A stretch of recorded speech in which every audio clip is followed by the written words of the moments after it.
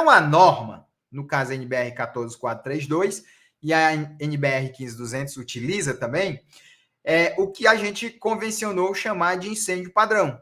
Então, uma penca de gente ao redor do mundo, essa curva nem foi inventada por nós, tá? Só de passagem mesmo, para você entender isso.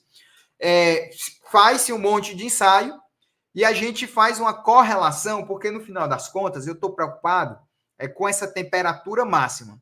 Então, eu quero definir uma temperatura máxima, uma curva de variação da temperatura no tempo, que me propicie ali ter uma ideia de onde acontece a temperatura máxima em função da temperatura dos gases dentro do meu ambiente. Muito bem.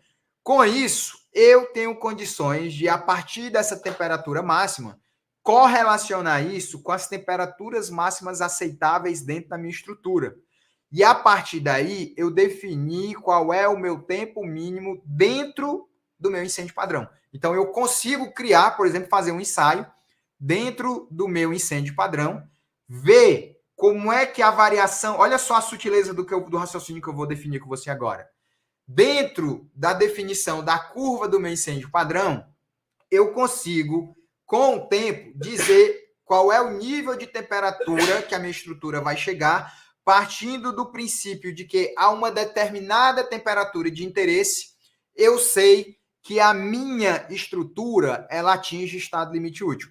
Então, todo o grande lance por trás de a gente ter essa temperatura máxima é eu ter o meu tempo de resistência requerido ao fogo. Aí aqui agora você vai entender o que é o TRRF. O TRRF é o ponto no tempo da minha curva do incêndio padrão, onde eu consigo definir claramente quanto tempo levou dentro do incêndio padrão para que a temperatura máxima que me interessa fosse atingida. Essa temperatura máxima vai depender de material a material. Dentro da estrutura de concreto, a gente aceita que as peças vão romper por flexocompressão, mais por flexão do que por flexocompressão. Então, uma peça, quando ela rompe por flexão, numa situação de incêndio, gente, a rigor, eu estou preocupado com o rompimento da armadura, não é com o rompimento do concreto. O meu problema é a armadura. Então, eu vou sempre ter interesse de controlar a temperatura na armadura passiva e ativa. Por quê?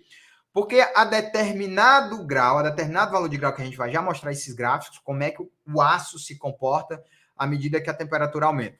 A um determinado valor de temperatura, ocorre um rompimento, é entendido como ocorrendo um rompimento da minha resistência, e aí eu atinjo o estado limite útil. Então, vamos lá, recapitulando para a gente fechar o raciocínio. Eu tenho a situação de incêndio real, que é quase impossível de ser modelada. E aí eu idealizo o que a gente chama de incêndio padrão. Dentro dessa curva do incêndio padrão, dentro desse modelo, que é uma equação logarítmica, eu então consigo definir um valor de temperatura máxima no tempo.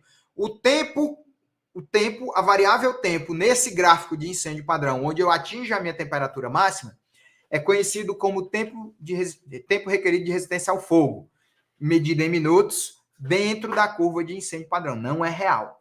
E aí eu posso correlacionar isso com a temperatura que o meu aço vai chegar, que a minha armadura vai chegar. Porque dentro de uma estrutura de concreto armado protendido, agora você já sabe que o rompimento se dá por flexão e pela atração do aço. Então, quanto mais a estrutura se aquece, à medida que esse aço que está lá embutido dentro do concreto chegar a uma dada temperatura, a gente entende que essa peça ela chegou no estado limite último dela. Ela vai romper, ela corre o risco de romper, né? O grande lance é o seguinte, o grande raciocínio agora, a grande conclusão é essa.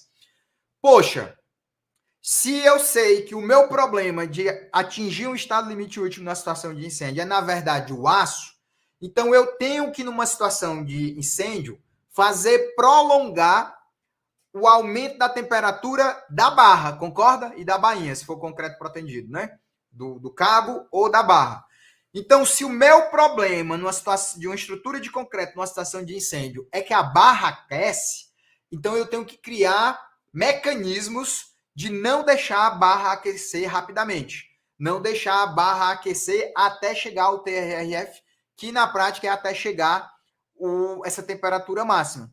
Show de bola! Pensa comigo, qual seria uma boa maneira de eu fazer um retardamento ou retardar o aquecimento da minha barra numa situação de incêndio?